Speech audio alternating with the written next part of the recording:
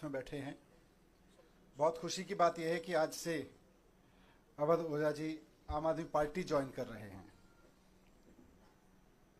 वैसे तो इस तरह की प्रेस कॉन्फ्रेंस में और भी बहुत सारे अवसर पर बहुत सारे नेता पार्टी ज्वाइन करते हैं, बड़े बड़े नेता पार्टी ज्वाइन करते हैं, लेकिन आज मैं व्यक्तिगत रूप से अवध ओझा जी की ज्वाइनिंग को लेकर बहुत उत्साहित हूं। मेरे लिए व्यक्तिगत रूप से बहुत बड़ा दिन है, मैं ऐसा समझता हूं, क्योंकि मैंने खुद अपना जीवन शिक्षा को समर्पित कर रखा है। अगर मेरे सामने कोई ऑप्शन हो कि राजनीति को चुनना है या शिक्षा को चुनना है, तो शायद मैं शिक्षा पर काम करते हुए आगे निकल जाऊंगा राजनीति की जगह। वही जज्बा, वही समर्पण शिक्षा को लेके, और अभी तक की पूरी जिंदगी में वही काम मैंने अवध ओझा जी का देखा है। करोड़ों युवाओं को न सिर्फ प्रेरित किया है, बल्कि अपने काम से उन्होंने उनकी ज़िंदगी बदली है। और उसके अलावा भी जिस तरह का काम उन्होंने ऑनलाइन माध्यम का इस्तेमाल करते हुए किया है, तो वे एक बहुत बड़े शिक्षक हैं। आज आम आदमी पार्टी ज्वाइन कर रहे हैं। मैं उम्मीद करता हूं कि उनकी ज्वाइनिंग से हम सब बहुत एनरिच होंगे, देश का शिक्षा तंत्र बहुत मजबूत बनेगा। मैं माननीय अरविंद केजरीवाल जी, हमारे नेता और राष्ट्रीय कन्वीनर, से अनुरोध करता हूं कि श्री अवध ओझा जी को फॉर्मल ज्वाइनिंग करा के पार्टी में उनका स्वागत करें।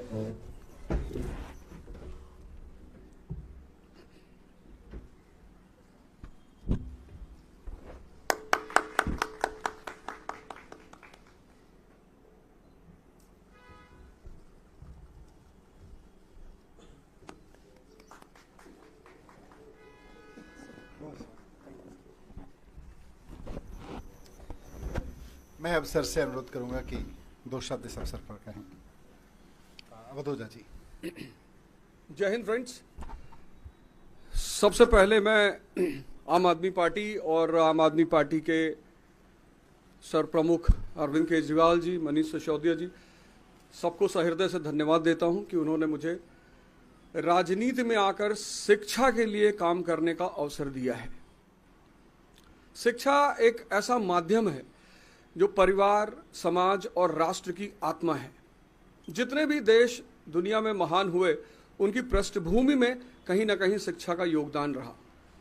तो मैं आज अपनी इस राजनीतिक पारी की शुरुआत पर आप सबसे ये बात साझा करना चाहता हूं, जैसा कि हमारे नेता मनीष सिसोदिया जी ने कहा कि अगर मुझे राजनीति और शिक्षा में से कुछ चुनना हो तो मैं निश्चित तौर पर शिक्षा को चुनूंगा। ऐसा ही कुछ उद्देश्य मेरा भी है, और राजनीति में आकर शिक्षा का विकास मेरा सर्वोत्तम उद्देश्य है। धन्यवाद। मैं श्री अरविंद केजरीवाल जी से अनुरोध करूंगा कि वो इस अवसर पर अपने विचार व्यक्त करें।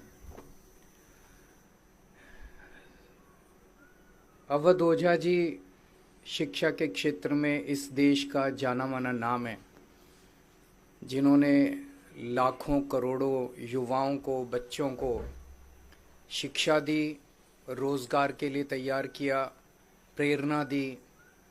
न केवल शिक्षा, मैं इनके वीडियो देखता हूँ जिसमें वो अलग अलग तरह से युवाओं को एक अच्छा जीवन जीने के लिए भी प्रेरणा देते हैं। उनके आने से अभी तक जब भी किसी नेता को हम ज्वाइन कराते हैं तो हम कहते हैं इनके आने से आम आदमी पार्टी मजबूत होगी। आज अवध ओझा जी के लिए मैं कहना चाहता हूं कि इनके आने से देश में शिक्षा मजबूत होगी, क्योंकि आम आदमी पार्टी शिक्षा के क्षेत्र में सबसे ज़्यादा काम कर रही है। और आम आदमी पार्टी के ज़रिए जब ये शिक्षा में काम करेंगे तो देश की शिक्षा मजबूत होगी। और राष्ट्र निर्माण में शिक्षा का सबसे बड़ा महत्व है, तो राष्ट्र निर्माण मजबूत होगा एक तरह से। हमारी कोशिश ये रहती है कि जिन क्षेत्रों में आम आदमी पार्टी, जो आइडियोलॉजी हमारी है, भ्रष्टाचार निरोधक, शिक्षा, स्वास्थ्य, इन क्षेत्रों में जो भी अच्छे लोग हैं जो काम कर रहे हैं, उनको राजनीति में लाया जाए, ताकि राजनीति में आके वो अपना और ज़्यादा योगदान दे सकें।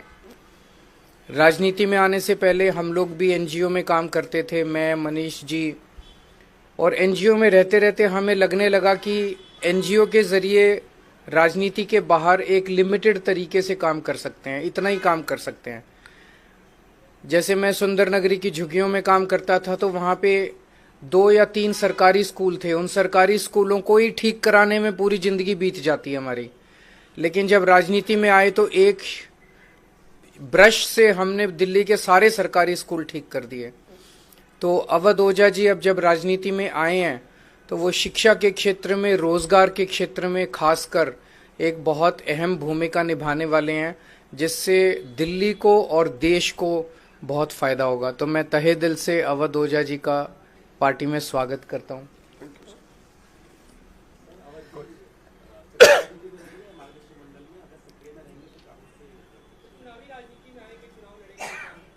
अब तो मैं पार्टी का हिस्सा हूं, तो पार्टी जो भी आदेश करेगी मैं वही करूंगा।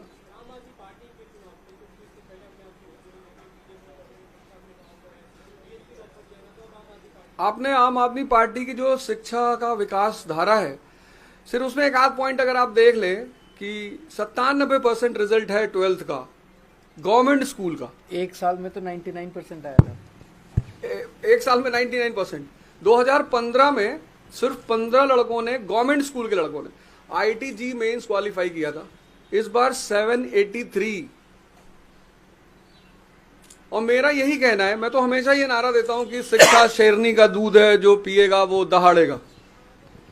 और डॉक्टर सर्वपल्ली राधाकृष्णन जी कहते थे कि 2 क्षेत्रों में देश के अच्छे दिमागों को आगे बढ़ना चाहिए, एक शिक्षा और एक राजनीति।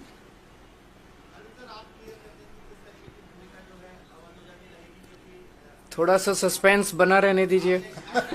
आने वाले दिनों में रोल आउट करेंगे, आपको बता देंगे, सबसे पहले आप ही को बताएंगे।